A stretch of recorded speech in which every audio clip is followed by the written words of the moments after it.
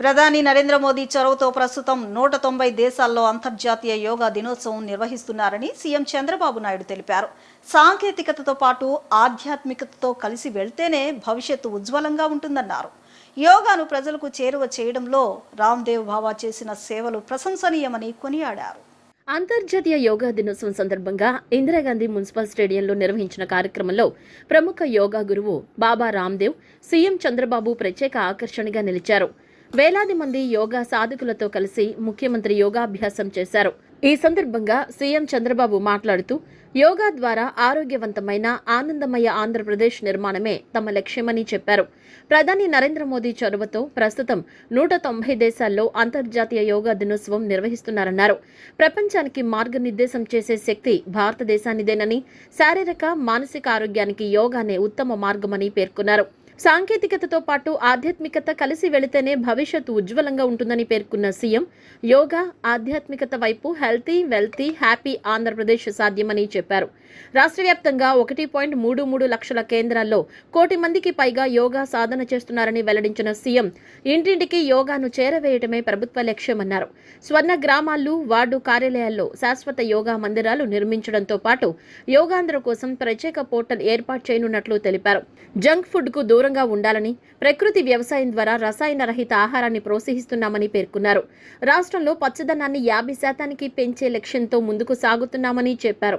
August 15 నుంచి సంజీవని ప్రాజెక్టును రాష్ట్ర వ్యాప్తంగా అమలు చేసి అందులో యోగాను కూడా భాగస్వామ్యం చేస్తామని వెల్లడించారు. రోజుకు గంట సమయం యోగా, ధ్యానం, ప్రాణాయామానికి కేటాయిస్తే ఆరోగ్యంగా జీవించవచ్చని, ఆసుపత్రులకు వెళ్లే అవసరం కూడా తగ్గుతుందని ముఖ్యమంత్రి చంద్రబాబు నాయుడు పేర్కొన్నారు. India's timeless wisdom yoga, pranayam and meditation provides the balance needed to lead healthy, meaningful and purposeful lives. Our goal is to seamlessly integrate technology and spirituality. I am promoting technology for the last 33 decades. Babaji is promoting yoga meditation for the last 30 years. Now we have to take technology and spirituality together. Then that is the future forever.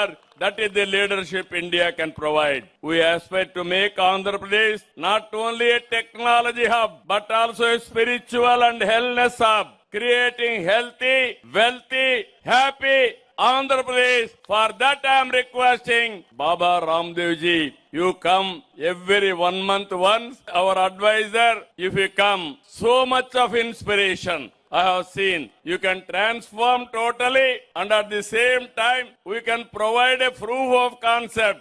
Andhra means spiritual Andhra Pradesh, technology Andhra Pradesh. You can take from Andhra Pradesh yoga to the global. I can assist you. Technology also we can take for the global community. Definitely. ఒత్తిడి, మానసిక ఆందోళన తగ్గించేది యోగా, శారీరకంగా మానసికంగా strong చేసేది యోగా, శరీరాన్ని మనసును అనుసంధానించే శక్తి ఒక్క యోగాకే ఉంది. Gym, exercise, walking, cycling, swimming, sports ఇవి ఫిజికల్ ఫిట్నెస్ పెంచుతాయి. కానీ ఫిజికల్ గా, మెంటల్ గా ఫిట్ గా ఉంచే ఏకైక సాధనం యోగా అని మరొకసారి మీ అందరికీ విజ్ఞప్తి చేస్తున్నాను. బాబా రామ్దేవ్ గారితో నాకు 40 ఏళ్ల పరిచయం. యోగాని ప్రజలకు చేరవేయడానికి ఆయన ఎంతో కృషి చేశారు. సామాన్యులు కూడా యోగా చేయొచ్చని నిరూపించిన వ్యక్తి బాబా రామ్దేవ్ గారు అని చెప్పి నేను మీకు అందరికీ విజ్ఞప్తి చేస్తున్నా. దేశవ్యాప్తంగా తీవ్ర ఉత్కంఠకు కారణమైన నీట్ యూజీ 2026 పునః పరీక్ష నేడు ప్రశాంత వాతావరణంలో జరిగింది. ప్రశ్నాపత్రం లీకేజ్ ఆరోపణలతో మే 3న జరిగిన పరీక్ష రద్దు కావడంతో నేషనల్ టెస్టింగ్ ఏజెన్సీ ఈ పరీక్షను మళ్లీ నిర్వహిస్తోంది. ఈసారి ఎలాంటి అవాంఛనీయ ఘటనలకు తావు లేకుండా కని విని ఎరుగని రీతిలో భద్రతా ఏర్పాట్లను చేశారు. దేశవ్యాప్తంగా 551 నగరాలు, విదేశాల్లోని 14 నగరాల్లో మొత్తం 5440 కేంద్రాల్లో ఈ పరీక్ష జరిగింది. 22 లక్షల మందికి పైగా విద్యార్థులు ఈ పరీక్షలకు హాజరయ్యారు. మధ్యాహ్నం 2 గంటలకు ప్రారంభమైన ఈ పరీక్ష సాయంత్రం 5 గంటల 15 నిమిషాలకు ముగిసింది. ఇది పూర్తిగా పెన్ అండ్ పేపర్ విధానంలో ఆఫ్లైన్లో జరిగింది. పరీక్షల నిర్వహణలో పారదర్శకత, విశ్వసనీయతను నిలబెట్టేందుకు ఈసారి పటిష్టమైన చర్యలు చేపట్టారు. కేంద్రాల వద్ద 1.38 లక్షల సీసీటీవీ కెమెరాలు, 51,000కు పైగా జామర్లు ఏర్పాటు చేశారు. బయోమెట్రిక్ వెరిఫికేషన్ తర్వాతనే విద్యార్థులను లోపలికి అనుమతించారు. ప్రశ్నాపత్రాల భద్రత కోసం భారత వైమానిక దళం సహకారం కూడా తీసుకున్నారు. లీక్లు, తప్పుడు ప్రచారాలను అడ్డుకునేందుకు కట్టుదిట్టమైన పోలీసు బందోబస్తు, సైబర్ నిఘా ఏర్పాటు చేశారు. విద్యార్థులు కొత్త అడ్మిట్ కార్డు, ఫోటో ఐడితో నిబంధనల ప్రకారం గంట ముందే పరీక్షా కేంద్రాలకు చేరుకున్నారు. ఎట్టకేలకు నీట్ రీ ఎగ్జామ్ ప్రశాంత వాతావరణంలో ముగిసింది. శంకర యోగాలయ వారు గత 25 సంవత్సరాలుగా ఉచితంగా క్రమం తప్పకుండా యోగా నేర్పించడం అభినందనీయమని ఎమ్మెల్యే గద్దె రామ్మోహన్ పేర్కొన్నారు. ప్రపంచవ్యాప్తంగా విదేశాల్లో సైతం డాక్టర్లు మందుల కంటే మిన్నగా యోగాను రికమెండ్ చేస్తున్నారని అన్నారు. రాష్ట్ర వ్యాప్తంగా పండుగ వాతావరణంలో కోట్లాది మంది దీనిని ఆచరించడం సంతోషకరమని ప్రభుత్వానికి కృతజ్ఞతలు తెలిపారు. ఎన్ఎస్ఎం స్కూల్లో శంకర యోగాలయ ఆధ్వర్యంలో అంతర్జాతీయ యోగా దినోత్సవం సందర్భంగా యోగాసనాల కార్యక్రమం ఘనంగా నిర్వహించారు. ఈ కార్యక్రమానికి ఎమ్మెల్యే గద్దె రామ్మోహన్ ముఖ్య అతిథిగా హాజరై మాట్లాడారు.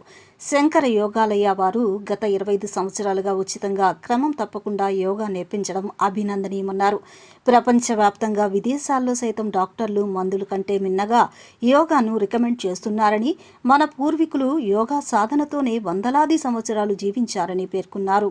ముఖ్యమంత్రి నారా చంద్రబాబు నాయుడు ప్రత్యేక శ్రద్ధతో ఆంధ్ర రాష్ట్రాన్ని ఆరోగ్యవంతంగా మార్చడానికి యోగాంధ్ర కార్యక్రమాలు నిర్వహిస్తున్నారని, రాష్ట్ర వ్యాప్తంగా పండుగ వాతావరణంలో కోట్లాది మంది దీనిని ఆచరించడం సంతోషకరమని ప్రభుత్వానికి కృతజ్ఞతలు తెలిపారు. అనంతరం వాకర్స్ అసోసియేషన్ సభ్యులు మాట్లాడుతూ, శంకర్రావు, శ్రీదేవిల ఆధ్వర్యంలో శంకర యోగాలయ విశేష కృషి ఈ పండుగ వాతావరణాన్ని క్రియేట్ చేసిందని కొనియాడారు. యోగా అనేది జీవన శైలిలో భాగమైతే ఎలాంటి సత్ఫలితాలను సాధించవచ్చునో ప్రభుత్వం గుర్తించి ఇంత పెద్ద ఎత్తున కార్యక్రమాలు జరపడం ప్రజల ఆరోగ్యానికి ఎంతో మేలు చేస్తుందన్నారు. శంకర యోగాలయ సభ్యులు మాట్లాడుతూ 2014లో ప్రధాని మోదీ అంతర్జాతీయ యోగా దినోత్సవాన్ని ప్రకటించినప్పటి నుంచి ప్రపంచ దేశాలన్నీ దీని ప్రాముఖ్యతను గుర్తించాయని, ప్రతి ఒక్కరూ యోగా చేస్తూ ఆరోగ్యంగా ఉండాలన్నదే తమ సంస్థ ముఖ్య ఉద్దేశమని స్పష్టం చేశారు. ఈ రోజున రామ్దేవ్ బాబా గారు ఆయన సారథ్యంలో మన ముఖ్యమంత్రి నారా చంద్రబాబు నాయుడు గారు ప్రత్యేకమైన శ్రద్ధ తీసుకుని విజయవాడ నగరంలో అత్యంత వైభవంగా యోగాంధ్ర కార్యక్రమాన్ని జరపడం జరిగింది. ఈరోజు యోగా చేస్తున్న మీరందరూ కూడా ఎంతో ప్రాచుర్యత కలిగిన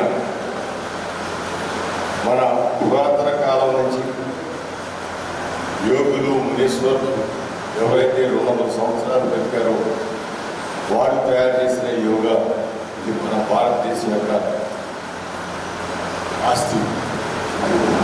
ఇవాళ ప్రపంచ దేశాలందరూ కూడా యోగాన్ని ముఖ్యంగా తీసుకుంటూ పెద్ద పెద్ద డాక్టర్లు సైతం వాళ్ళ దగ్గరికి వచ్చిన పేషెంట్కి ప్రపంచంలో ఒక మన ఆంధ్రాలో కాదు, భారతదేశంలో కాదు, యోగా నేర్చుకోండి మీకు మందుల కంటే ఎక్కువ పనిచేస్తుందని చెప్పి యోగాకి వాళ్ళ డాక్టర్లు సైతం సర్టిఫికేట్ చేసే సందర్భం ఒకసారి గమనించుకోవాలి.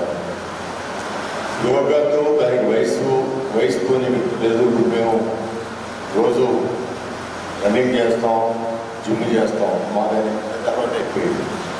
కానీ ఒక వయసు వచ్చిన తర్వాత రన్నింగ్ ఆపండి అంటారు, అదేవిధంగా జిమ్ము కొన్ని అంటారు. కానీ యోగాకి నేను ఒక మహిళా సోదరిమణి 85 సంవత్సరాలు ఆ యోగా విన్యాసాలు చూస్తానికి ఆశ్చర్యం. వయసుతో నిపుణులు 100 సంవత్సరాలు వచ్చిన వాళ్ళు కూడా యోగాని పాటించి ప్రాణాన్ని ఆయువు ఉంచుకునే విధంగా ప్రాణాయామం కానివ్వండి, యోగా కానివ్వండి, యోగాలో ఋషులందరూ కూడా చెప్పిన ఈ యొక్క విద్యని పాటించాలని చెప్పి ప్రతి ఒక్కరు కూడా యోగా చేయాలి. యోగా ద్వారా మాత్రమే ఇంద్రకీలాద్రి శ్రీ దుర్గా మల్లేశ్వర స్వామి వార్ల దేవస్థానంలో 12వ అంతర్జాతీయ యోగా దినోత్సవ వేడుకలు 15 రోజుల యోగాంధ్ర శిక్షణ శిబిరం ఆదివారం వైభవంగా ముగిశాయి. దేవాదాయ శాఖ కమిషనర్ శ్రీ కె రామచంద్రమోహన్ ముఖ్య అతిథిగా విచ్చేసి ఆలయ చైర్మన్ బొర్ర రాధాకృష్ణ, ఈవో సీనా నాయక్తో కలిసి స్వయంగా యోగాసనాలు వేశారు. ఈ వేడుకల్లో ఆలయ అధికారులు, అర్చకులు, సిబ్బంది మరియు వేలాది మంది భక్తులు పాల్గొని ఉత్సాహంగా యోగా, ప్రాణాయామం చేశారు. ఇంద్రకీలాద్రిపై వెలిసిన శ్రీ దుర్గా మల్లేశ్వర స్వామివార్ల దేవస్థానంలో 12వ అంతర్జాతీయ యోగా దినోత్సవ వేడుకలు ఆదివారం ఉదయం అత్యంత వైభవంగా జరిగాయి. దీంతో గత 15 రోజులుగా ఇక్కడ కొనసాగుతున్న యోగాంధ్ర శిక్షణ శిబిరం ముగిసింది. ఈ ముగింపు వేడుకలకు రాష్ట్ర దేవాదాయ శాఖ కమిషనర్ శ్రీ కె రామచంద్రమోహన్ ముఖ్య అతిథిగా విచ్చేసి కార్యక్రమాన్ని ప్రారంభించడమే కాకుండా ఆలయ చైర్మన్, ఈవో మరియు సిబ్బందితో కలిసి స్వయంగా యోగాసనాలు వేశారు. ఈ సందర్భంగా కమిషనర్ మాట్లాడుతూ భారతీయ సంప్రదాయంలో యోగా ఒక అవిభాజ్య భాగమని ప్రధానమంత్రి నరేంద్ర మోదీ, ముఖ్యమంత్రి నారా చంద్రబాబు నాయుళ్ల సందేశాల మేరకు రాష్ట్రంలోని అన్ని ప్రముఖ దేవాలయాల్లో జూన్ 7 నుంచి యోగా సాధన నిర్వహించామని తెలిపారు. ఆలయ చైర్మన్ శ్రీ బొర్రా రాధాకృష్ణ మాట్లాడుతూ ఇంద్రకీలాద్రిపై మొదటిసారిగా ఇలా 15 రోజుల పాటు సుదీర్ఘంగా యోగా శిక్షణ నిర్వహించడం సంతోషకరమన్నారు.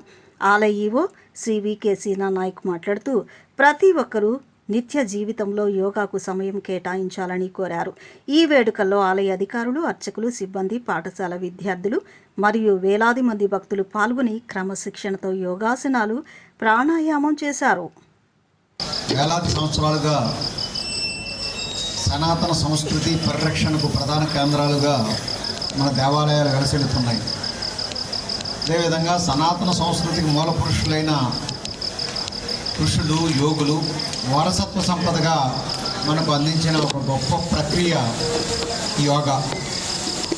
ఆ విధంగా దేవాలయాలకి ఈ యోగా ప్రక్రియకి ఒక అవినాభావ సంబంధం ఉంది. అయితే యోగా అనేది కొంతమందికి పరిమితమైన సందర్భంలో గౌరవ ప్రధానమంత్రి గారు, అదేవిధంగా మన రాష్ట్ర ముఖ్యమంత్రి గారు వీరి కృషి ఫలితంగా యోగా అనేది ఈరోజు కోట్లాది మంది ప్రజలకి నిత్య జీవితంలో భాగంగా మారింది. అంతేకాకుండా ఐక్యరాజ్య సమితి జూన్ 21వ తేదీన అంతర్జాతీయ యోగా దినోత్సవంగా ప్రకటించడం మనందరికీ కూడా చాలా గర్వకారణం. 12 సంవత్సరాల క్రితం ఈ రోజును అంతర్జాతీయ యోగా దినోత్సవంగా గుర్తించడం జరిగింది.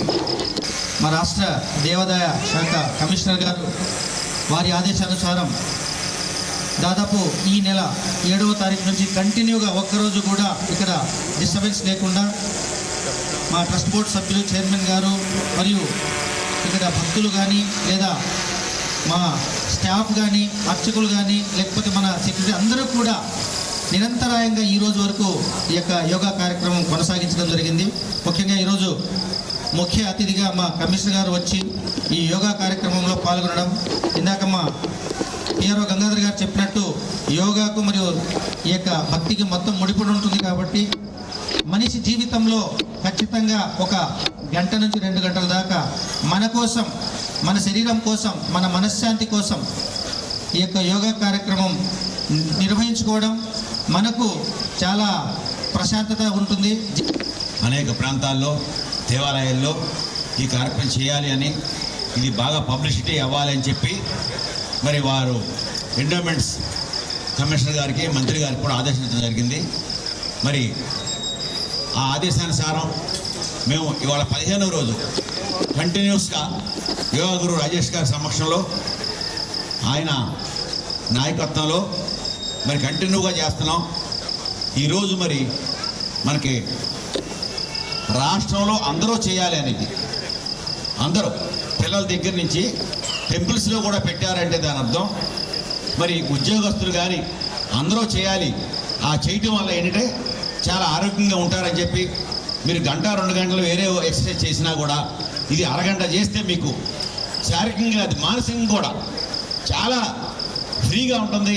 సంపద ఎంత ఉన్నా, ఏ హోదాలో ఉన్నా ఆరోగ్యాన్ని కాపాడుకోలేకపోతే జీవితం వ్యర్థమని పెనమలూరు ఎమ్మెల్యే బోడే ప్రసాద్ అన్నారు. యోగా ద్వారా శారీరక పటుత్వంతో పాటు మానసిక ఆరోగ్యాన్ని పొందవచ్చునని బోడే తెలిపారు. రాష్ట్ర ప్రభుత్వం ప్రతిష్టాత్మకంగా నిర్వహిస్తున్న యోగాంధ్ర కార్యక్రమాన్ని ఉయ్యూరులో నిర్వహించారు. ఈ కార్యక్రమానికి పెనమలూరు ఎమ్మెల్యే బోడే ప్రసాద్తో పాటు కృష్ణా జిల్లా collector Balaji, joint collector Naveen, BC corporation chairman Telugu Desam party జిల్లా అధ్యక్షులు వీరంకి వెంకట గురుమూర్తి, సాంస్కృతిక కమిటీ చైర్మన్ గుమ్మిడి గోపాలకృష్ణ తదితరులు పాల్గొన్నారు. ఈ సందర్భంగా యోగాలో ఉత్తమ ప్రతిభ కనపరిచిన వారికి ప్రతిభా పత్రాలతో పాటు షీల్డ్ ఇచ్చి సత్కరించారు. ఈ సందర్భంగా పెనమలూరు ఎమ్మెల్యే బోడే ప్రసాద్ మీడియాతో మాట్లాడుతూ యోగాను ప్రతిదినం ఆచరించడం వలన మానసిక ప్రశాంతతతో పాటు చక్కని ఆరోగ్యం సమకూరుతుందని అన్నారు. మనం ఎంత సంపాదించినా, ఎంత పెద్ద హోదాలోకి వెళ్ళినా ఆరోగ్యం సక్రమంగా లేకపోతే చేయగలిగేది ఏమీ ఉండదని ప్రతి ఒక్కరూ తమ వ్యక్తిగత ఆరోగ్యంపై దృష్టి సారించాలని ఆయన పిలుపునిచ్చారు. ఈరోజు అంతర్జాతీయ యోగా దినోత్సవం. ఈ సందర్భంగా ఇది 2వసారి మన జిల్లా స్థాయిలో ఉయ్యూరులో ఈ కార్యక్రమం ఏర్పాటు చేయడం. వర్షం పడుతుందని అంటున్నారు, పర్లేదు, వర్షం పడినా మనం పద్దాకా వర్షంలో తడవటం కూడా ఒక ఆనందం. ఈరోజు అన్నిటికన్నా ముఖ్యమైనది ఆరోగ్యం. కోట్ల కొలది ఆస్తులున్నా, కలెక్టర్ గారు లాగా ఐఏఎస్ చదివిన, ఐపీఎస్ చదివిన ఆరోగ్యం లేకపోతే సంపూర్ణమైన జీవితం కాదు. ఆస్తుల నుండి ఆరోగ్యాన్ని బాగు చేసుకోలేం, విజ్ఞానం నుండి ఆరోగ్యాన్ని బాగు చేసుకోలేం. కేవలం ఆరోగ్యాన్ని అదుపులో పెట్టుకుంటేనే పూర్తిగా సంపూర్ణమైన జీవితాన్ని ఆస్వాదించవచ్చు. నేను ప్రతిరోజు కూడా ఉదయం 4:30 గంటలకు లేస్తాను. ఈ రోజు కూడా కృష్ణానదికి ఎక్కడ విజయవాడ ప్రకాశం బ్యారేజ్ దగ్గర 5 గంటలకి కృష్ణానదిలో స్విమ్మింగ్ చేస్తూ మళ్ళీ 6 గంటలకు అక్కడ బయలుదేరి పిల్లలు ఉన్నారు. ఇప్పుడు నుంచే మంచి హ్యాబిట్స్ ని అలవాటుని చేసుకోవడం చాలా చాలా అవసరం. యాక్చువల్లీ మనము చిన్నప్పటి నుంచి ఏమేమి అలవాట్లని స్టార్ట్ చేస్తామో అది జీవితాంతం మన చేతిలో ఉంటాయి, మనతో ఉంటాయి. దాంట్లో మంచి అలవాట్లు మీరు యాక్సెప్ట్ చేసుకోవాలి. దాంట్లో నంబర్ 1 మంచి అలవాటు అంటే యోగా చేయడం. యాక్చువల్లీ మీరు యోగా ప్రతిరోజు చేస్తారో మీ మెంటల్ అలర్ట్నెస్ కూడా చాలా ఇంప్రూవ్ అవుతుంది, కాన్సన్ట్రేషన్ ఇంప్రూవ్ అవుతుంది. మీరు ప్రతిరోజు 2 hours 3 hours చదివేది 1 hour లోనే చదవగలుగుతారు. అండ్ క్లాస్ లో చాలా అలర్ట్ గా క్లాస్ వినగలుగుతారు. Everyday if you spend 1 hour on yoga, the rest of your day becomes extremely productive. And second thing is health అనేది ఇప్పుడు నుంచే మీకు చాలా బాగా, అంటే ఒక ఏజ్ తర్వాత హెల్త్ డిటోరియేట్ అవ్వడానికి స్టార్ట్ అవుతుంది. బట్ యోగా చేసే వాళ్ళకి డిటోరియేషన్ ఉండదన్నమాట యాక్చువల్లీ. సో ఇప్పుడు నుంచే మీరందరూ యోగా చేసి మొదలు చేస్తే success will all be yours. I also request management of this institution to start introducing yoga as in their curriculum every day. కొంచెం బిగినింగ్ లో వీళ్ళు చిరాకుంటారు, ఇరిటేట్ అవుతారు, నేచురల్ పిల్లలు ఎందుకు ఇవన్నీ పెడుతున్నారని. బట్ కరెక్ట్ గా 1 month 2 months చేస్తే దే విల్ ఓన్లీ రియలైజ్. మీ టీచర్స్ వచ్చి మీకు చెప్తారు పిల్లలు ఇప్పుడు బాగా క్లాస్ ఉంటున్నారని. So please introduce that. And so I thank the management of this institution for having spared this ground for conducting. Perupogu Kranthikumar మృతికి పోలీసుల వేధింపులే కారణమని మాజీ మేయర్ రాయన భాగ్యలక్ష్మి ఆరోపించారు. క్రాంతికుమార్ కుటుంబాన్ని ఇప్పటివరకు ప్రభుత్వం పరామర్శించకపోవడం బాధాకరమన్నారు. విజయవాడలో పోలీసుల వేధింపులు తాళలేక ఆత్మహత్య చేసుకున్న పేరుపోగు క్రాంతికుమార్ కుటుంబాన్ని వైసీపీ నేతల బృందం పరామర్శించింది. ఎన్టీఆర్ జిల్లా వైసీపీ అధ్యక్షులు దేవినేని అవినాష్, మాజీ మేయర్ రాయన భాగ్యలక్ష్మి, రాష్ట్ర ప్రధాన కార్యదర్శి షేక్ ఆసిఫ్ తదితరులు క్రాంతికుమార్ తండ్రి వెంకటేశ్వరరావును కలిసి పరామర్శించారు. ఈ సందర్భంగా వారు మాట్లాడుతూ, నెల రోజుల క్రితం జరిగిన క్రాంతికుమార్ ఆత్మహత్య ఘటన ప్రభుత్వం హత్యేనని ఆరోపించారు. పోలీసుల వేధింపుల కారణంగానే అతను ప్రాణాలు తీసుకున్నాడని, ప్రస్తుతం క్రాంతికుమార్పై ఎలాంటి కేసులు లేవని తెలిపారు. సాయి కృష్ణ, క్రాంతికుమార్ మరణాలపై ప్రభుత్వం సమాధానం చెప్పాలని, డీజీపీ నుంచి కింద స్థాయి అధికారుల వరకు బాధ్యులపై కేసు నమోదు చేయాలని డిమాండ్ చేశారు. బాధిత కుటుంబానికి న్యాయం జరగకపోతే వైసీపీ తరపున ఉద్యమం చేపడతామని హెచ్చరించారు. ఏదైతే క్రాంతికుమార్కి జరిగిన అన్యాయం ఉందో అది తీవ్రంగా వైఎస్ఆర్సీపీ పార్టీ ఖండిస్తుంది. ఈ రాజకీయ హత్యలు ఎప్పటికాగుతాయి? సాయికృష్ణ లాంటి చిన్నపిల్లల్ని, ఈరోజు క్రాంతి కుమార్ లాంటి వాళ్ళని ఇంకెంతమందిని వీళ్ళు బలిపెట్టుకుంటారు? ఇలాగే బడుగు బలహీన వర్గాల కులంలో ఉన్న 12 నుంచి 15 మంది ఎస్సీ కులంలో పిల్లలు ఈరోజు రాష్ట్ర వ్యాప్తంగా ఈ పోలీసు దాడులు కానీ, లేకపోతే ఈ పోలీసులు చేస్తున్న హింసలో కానీ, ఈ రెడ్ బుక్ రాజ్యాంగంలో కానీ చనిపోవడం జరుగుతుంది. ఇంత దారుణమైన పరిస్థితుల్లో రాష్ట్రంలో నెలకొంటున్నా ఈరోజు చంద్రబాబు నాయుడు గారు కానీ, లోకేష్ గారు కానీ, హోంమంత్రి అనిత గారు కానీ, అలాగే డిప్యూటీ సీఎం అని చెప్పుకొని తిరుగుతున్న పవన్ కళ్యాణ్ గారు కానీ ఎక్కడా చీమ కుట్టినట్టు కూడా లేదు. 23 ఏళ్ళ పిల్లోడు సాయికృష్ణ, ఆ కుర్రోడు చనిపోయినా కానీ జగన్మోహన్ రెడ్డి గారు బయటకు వచ్చి, జగన్మోహన్ రెడ్డి గారు సాయికృష్ణ ఇంటికి వెళ్ళి వాళ్ళ అమ్మగారితో మాట్లాడితే కానీ ఆ అబ్బాయి చావు విషయం బయటికి రాకుండా సెటిల్మెంట్లు చేసుకుంటున్నారు అని అంటే ప్రాణం విలువ వాళ్ళకి రూపాయితో సెటిల్మెంట్ చేసేస్తారు. చేసేసి ఎన్ని ప్రాణాలైనా వాళ్ళు తీసేస్తారు. ఈరోజు క్రాంతి కుమారు అంత దారుణంగా ఎంతో మనోవ్యాధ కలగకపోతే ఆ అబ్బాయికి అలా సెల్ఫ్ వీడియో తీసుకొని తను సూసైడ్ చేసుకున్నాడు అని అంటే అసలు ఎంత మనోవేదనకు గురి అయి ఉంటాడు, ఎంత హింసకు గురి అయి ఉంటాడు, ఎంత బాధను భరించి ఉంటాడు. ఇదంతా లెక్కలోకి రావటం లేదు. కేవలం రూపాయి ఇస్తాము, సెటిల్మెంట్ చేసేస్తాము, వాళ్ళ నోరులు మూయించేస్తాము. ఏ రకంగా మూయించేస్తారు? 3 పిల్లలు, వాళ్ళ భవిష్యత్తు ఏంటి? ముమ్మాటికి ఇది ప్రభుత్వ హత్యలే. సాయికృష్ణ కానీ, ఈరోజు క్రాంతి కుమార్ కానీ కావాలని చెప్పేసి వాళ్ళకి నానా చిత్రహింసలు పెట్టి వాళ్ళు చేయలేని నేరానికి కూడా క్రాంతి కుమార్ని కావాలని అతనే ఆత్మహత్య చేసుకునే విధంగా వాళ్ళు ఎంతగా బాధ పెట్టారో వాళ్ళ నాన్నగారు చెప్తుంటే అర్థమవుతుంది. మళ్ళీ క్రాంతి కుమార్కి 3 పిల్లలు, ఆ పిల్లలు చూస్తే చిన్న చిన్న పిల్లలు, వాళ్ళకి ఆదుకునే విధంగా చంద్రబాబు కూటమి ప్రభుత్వం చేస్తున్న హత్యలు, రెడ్ బుక్ రాజ్యాంగాన్ని అమలు చేస్తున్నారు. మరి సాయికృష్ణకి బూడిద కూడా దొరకకుండా మాయం చేసి ముమ్మాటికి ఇది ప్రభుత్వ హత్యే. దీని మీద సమాధానం చెప్పాల్సిన చంద్రబాబు నాయుడు కానీ, పవన్ కళ్యాణ్ కానీ ఏ ఒక్కళ్ళు కూడా వాళ్ళ ఇంటికి వచ్చి ఏంటి ఎలా జరిగింది అని ప్రశ్నించలేదు. జగన్మోహన్ రెడ్డి గారు వచ్చి వాళ్ళ ఇంటికి వచ్చి జగన్మోహన్ రెడ్డి గారు ఎలా జరిగింది ఏంటి ఇది ప్రభుత్వ హత్య అని చెప్పేసి ఆయన నిలదీసి వాళ్ళకి న్యాయం జరగాలంటే వెంటనే పిలిపించుకొని మాట్లాడడం. ఏదైనా డబ్బుతో చేసేవచ్చు. రెడ్ బుక్ రాజ్యాంగాన్ని మేము అమలు చేస్తున్నాం. వైసీపీపై ఉప ముఖ్యమంత్రి పవన్ కళ్యాణ్ చేసిన వ్యాఖ్యలను వైసీపీ రాష్ట్ర ఎస్సీ సెల్ అధ్యక్షులు టీజేఆర్ సుధాకర్ బాబు తీవ్రంగా ఖండించారు. ఉప ముఖ్యమంత్రి హోదాలో ఉన్న పవన్ బాధ్యతాయుతంగా వ్యవహరించాలని సూచించారు. సాయికృష్ణ మృతి, క్రాంతి కుమార్ ఆత్మహత్య ఘటనపై సమగ్ర విచారణ జరిపి బాధ్యులపై చర్యలు తీసుకోవాలని డిమాండ్ చేశారు. వైసీపీని గూండాల పార్టీగా అభివర్ణిస్తూ చేసిన వ్యాఖ్యలను పవన్ వెనక్కి తీసుకోవాలని, కుల రాజకీయాలకు పాల్పడుతున్నది పవన్, చంద్రబాబు నాయుడులేనని ఆరోపించారు. రాష్ట్రంలో జరుగుతున్న ఘటనలపై సమాధానం చెప్పకుండా బెదిరింపు ధోరణిలో మాట్లాడడం సరికాదని టీజేఆర్ సుధాకర్ బాబు వ్యాఖ్యానించారు. శ్రీ పవన్ కళ్యాణ్ గారు మా అందరినీ గూండాలుగా అభివర్ణిస్తూ తొక్కి నార తీస్తాను అన్న భాషను ఉపసంహరించుకోమని చెప్పడానికి ప్రెస్ మీట్ పెట్టాం. ఆయన ఉప ముఖ్యమంత్రి అనే విషయాన్ని మర్చిపోయినట్లున్నారు. ఆయనే ప్రభుత్వాన్ని నడుపుతున్నారు అన్న విషయాన్ని కూడా మర్చిపోయినట్టున్నారు. మర్చిపోయన్న ఉండాలి, లేదా ఆయనకి ఏ పవర్స్ లేని పవన్ కళ్యాణ్ గారు అనే ఉండాలి. సినిమాల్లో వారికి ఉన్న బిరుదు పవర్ స్టార్ కదా, రాజకీయాల్లో పవర్లెస్ స్టార్గా మాట్లాడుతున్నారు. నేర ప్రభుత్వంగా చంద్రబాబు నాయుడు ప్రభుత్వం రక్తపు చేతులతో తడిచిపోయింది.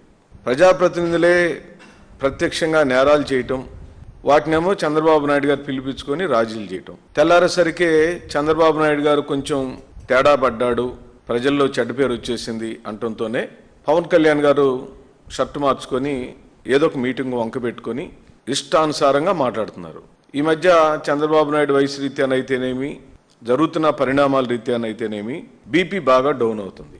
ఆయనకి బీపీ డౌన్ అవడంతోనే పీకే గారికి బీపీ పెరుగుతుంది.